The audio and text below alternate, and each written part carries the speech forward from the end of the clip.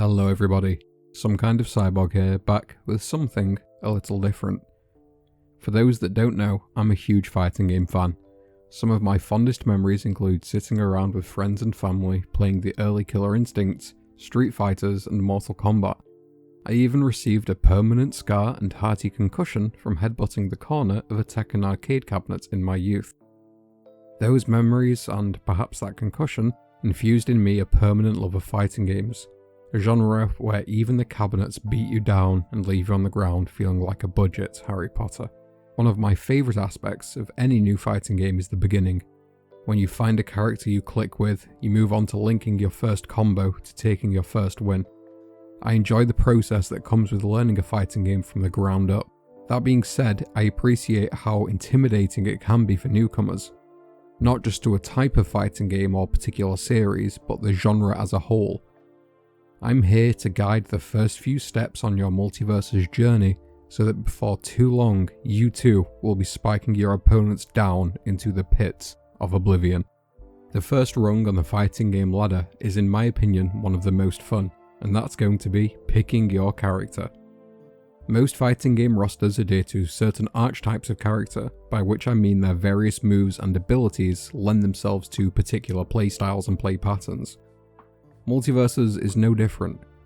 Where Multiversus breaks that mold, however, is in making that concept more accessible and instantly recognisable. Rather than adhering to a process of trial and error, right out of the gates on the character select screen, we are informed what class, or archetype, a particular character is, what their preferred kill angles are, and how difficult they are to play.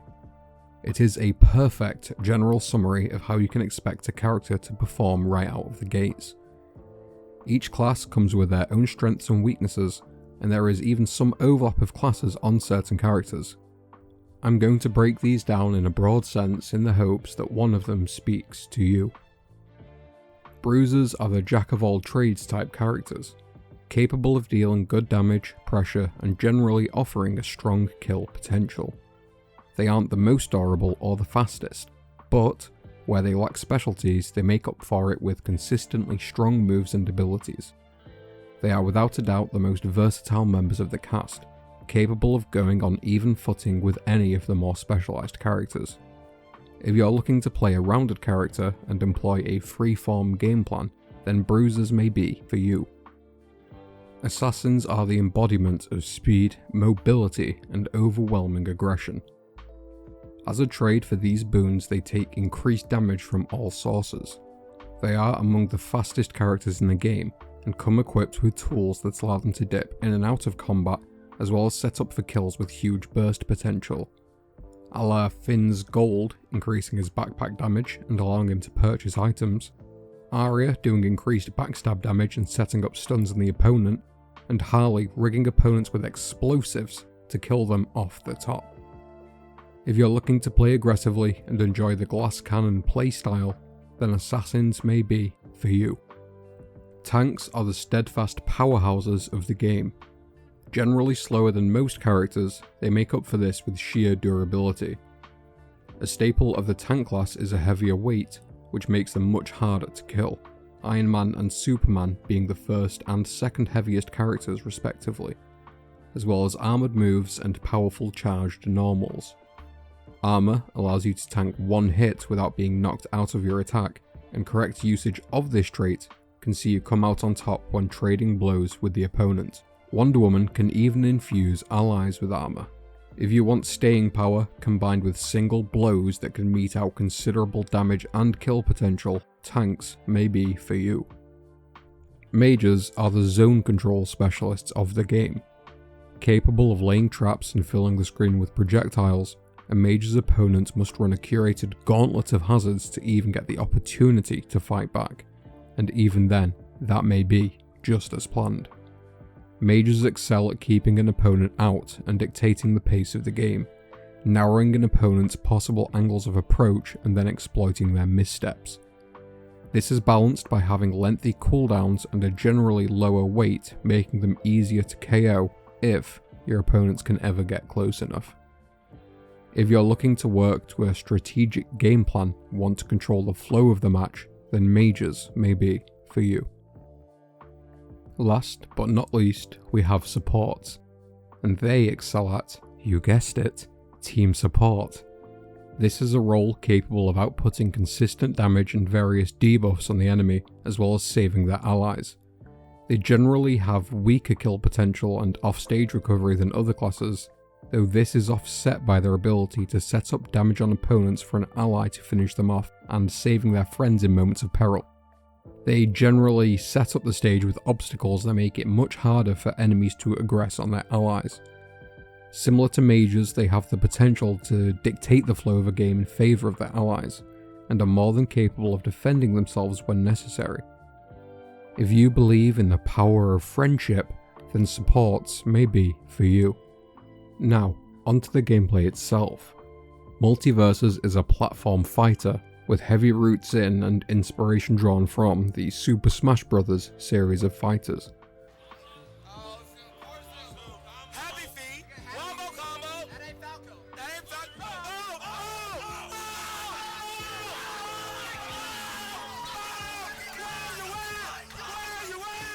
As opposed to fighters like Tekken and Street Fighter, which have a life bar and an opponent is defeated upon reaching 0 life. Look at the life bar!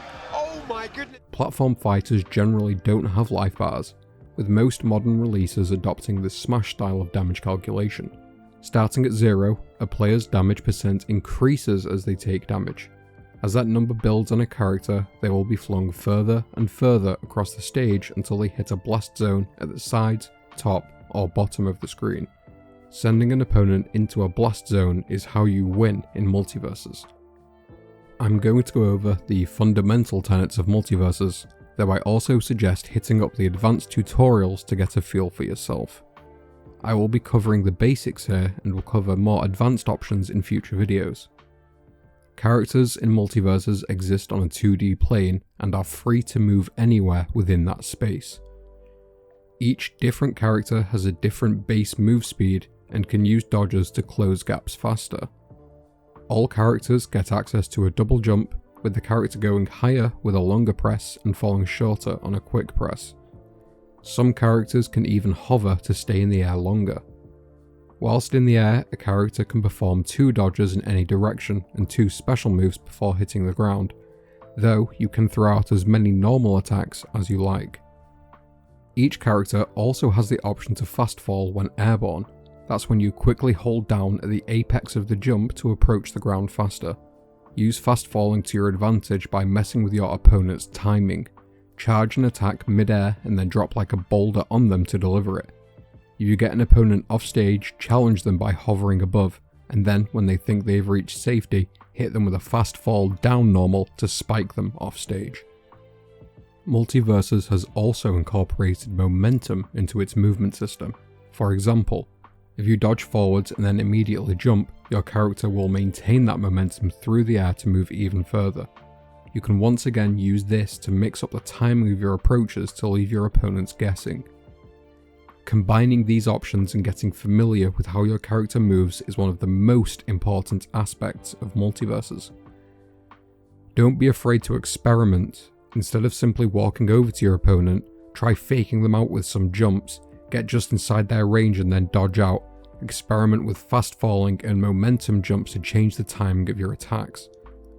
As you're starting out, you will no doubt be caught by plenty of attacks, but take them as a learning experience. Be conscious of your movement so that when you find yourself in a given situation, whether favourable or otherwise, you know how you got there. Dodging in Multiversus is the ability to mitigate an incoming attack completely, rendering your character invulnerable for the duration of the dodge. It can be performed in 2 ways, either on the spot with no movement input known as a spot or on the spot dodge, or directionally. For most characters on the ground this is left or right, though some characters can dodge directly up from the ground. While in the air, characters are free to spot dodge or dodge in any direction, but all characters are limited to 2 dodges when in the air. The amount of times a character can dodge is dictated by the bar beneath them. Dodging consumes some of the bar and it is regained over time, faster when landing attacks on your enemy. Primarily, dodges are used to avoid damage, but they can also be used to mix up your approach options and bait out enemy attacks so you can punish or to maintain momentum when coming out of the air. Speaking of baits, you can actually dodge out of most of your own charged attacks. If you're charging that side normal and an enemy just floats over your head, cut your losses and dodge out of the animation to get ready to defend. Try charging an attack to draw an enemy in, and then dodge out of it to hit them with an unexpected dodge momentum jump attack. Dodges are among the greatest tools in your arsenal as a player, and are incredibly liberal in their potential application. Get comfortable with what you can dodge into and out of, and try them in a variety of situations. Attacking in Multiversus represents your ability to mete out damage to your opponents. Each character has 4 normal and 4 special attacks, and these sometimes change depending on whether you're airborne or grounded. It's worth noting that a lot of special attacks are balanced with cooldowns which will recharge over time. Another balancing system the game employs is attack decay. In the simplest terms, it means if a particular attack is spammed repeatedly, it receives an ever-increasing debuff to both damage and knockback. Hit your opponents with a variety of attacks to ensure you're always dishing out maximum damage. Some attacks can be charged, though it's different on a character by character basis. If you look at your character's preferred kill angle, you can see which options they're most likely going to be leaning into. Batman has a very strong vertical game and loves chasing opponents towards the top blast zone and then killing them off the top of the stage, whereas a horizontal character like Raindog has a much easier time killing off the sides, and hybrid characters have a mixture of those options. Bear in mind that these are mostly just guidelines, and any character can hypothetically kill from any angle, though they may have a harder time doing so as their kits have a determined preference. There are no predefined combos in Multiversus, and it's up to you to decide the best course of action for the given situation. Combos that work at low enemy percentages might not necessarily work at higher percentages. With enough experience on a given character, you'll get a feel for the best approaches to given situations. Experiment with your characters, see which attacks link to which normals, see if you can go from the ground to the air, run practice drills in training or against bots, to just see if you can get the enemy where you want them.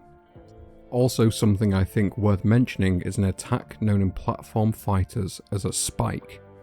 These are high risk, high reward attacks which can kill an enemy at incredibly low percentages.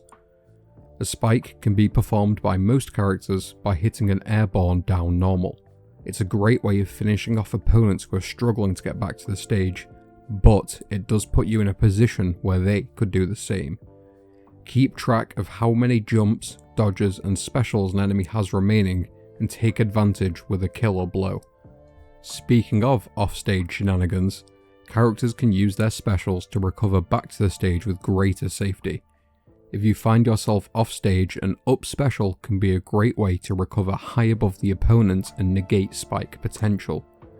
Mess around with specials off stage and familiarise yourself with your character's best options to find firmer footing. Try not to be too obvious, however. Recover with a combination of normals, specials and dodges to dissuade an enemy from grabbing a free kill whilst also messing with their timing. As I previously mentioned with movement, it is so important to be conscious of the attacks you're throwing out. That's honestly the most solid advice I could give. If you move with some kind of game plan, you can then see what works and what doesn't, and then make adjustments accordingly. Game plans in fighting games exist in a fluid state and will change over even the course of a match. Work on building the opponent's percentages as safely as possible, and save the risky charged attacks, specials and spikes for near guaranteed kills. It's also worth noting that it is tempting to button mash, but when something works, it's much harder to replicate it if you're not sure how you got there. Whether you win or lose, take each match as a learning experience. Knowing the buttons you're hitting is the strongest foundation on which to build experience in a fighting game, and Multiversus is no different. As you start out, you're no doubt going to be panicking, throwing out random moves, random specials, whatever. As you get more comfortable with the character, with the game in general, you'll find yourself panicking less and less. And I appreciate that is a huge hurdle, especially if it's your first fighting game.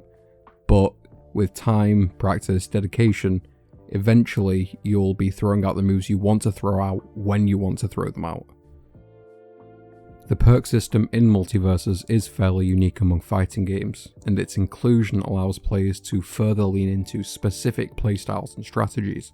Though most only offer a minor percentage of a given attribute, some give extra abilities outright, like destroying spot-dodged projectiles and getting an extra jump when hitting an airborne enemy.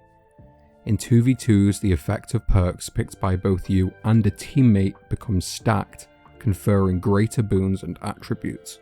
There's also signature perks unique to specific characters which empower certain attacks and abilities. Perks can be unlocked via leveling a character. At level 9, characters get the option to train any given non-signature perk in exchange for gold, with players receiving a discount if another character already knows the perk. In my opinion, perks are best used to compound a character's pre-existing strengths, further mitigating damage on tanks or increasing the projectile damage of mages. It's an interesting concept for a fighting game, and we'll see how the community adapts and develops it in time. If you are worried about taking a level 1 character with no perks into a match, you can actually level up characters as well as complete Battle Pass milestones and missions by playing the AI game modes.